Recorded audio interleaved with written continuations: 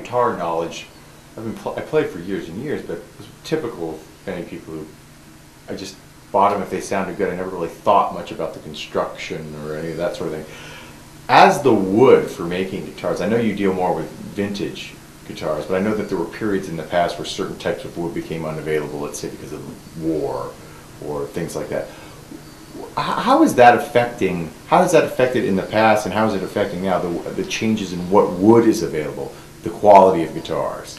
Well, for all practical purposes, the biggest problems with disruption of wood supplies started with World War II, when international shipping was disrupted to a very large extent. It was going to be difficult getting Brazilian rosewood and ebony, and there were more important priorities for shipping things back and forth than trying to get in guitar wood. But for the most part, the manufacturers had enough wood stockpiled to get through the war anyway. Plus, production went down during the war. A lot of the men were drafted. The economy was not in the greatest of shape for civilian goods. This was a period you couldn't buy even a new radio. Electronic supplies were all for the military. Metal was all for the military. Everything was rationed.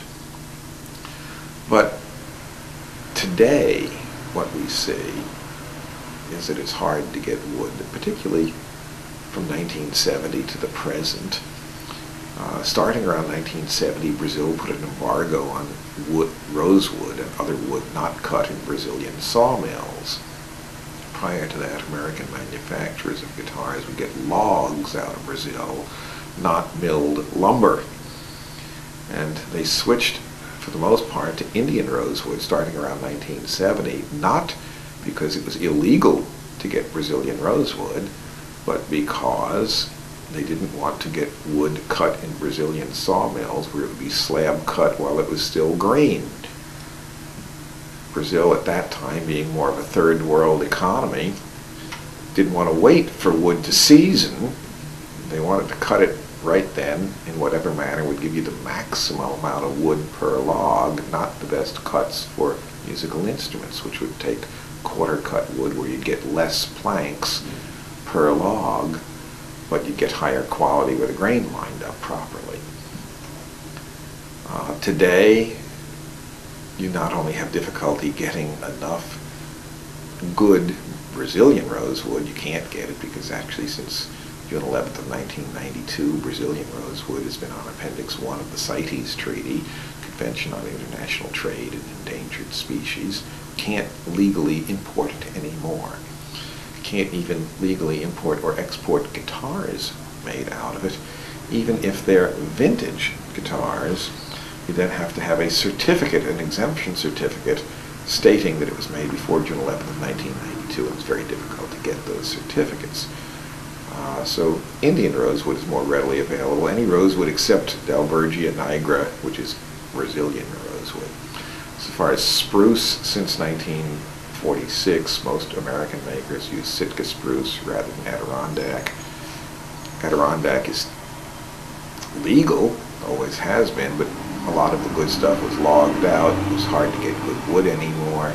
Sitka spruce has bigger trees. They grow taller and straighter. You get a lot more lumber per tree.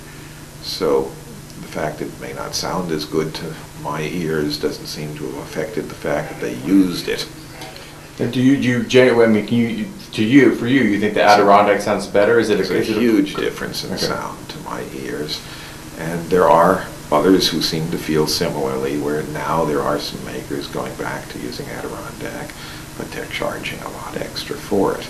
So the cost of Adirondack spruce can be 5 or 6 times as much as Sitka spruce, and it is harder to get in quantity.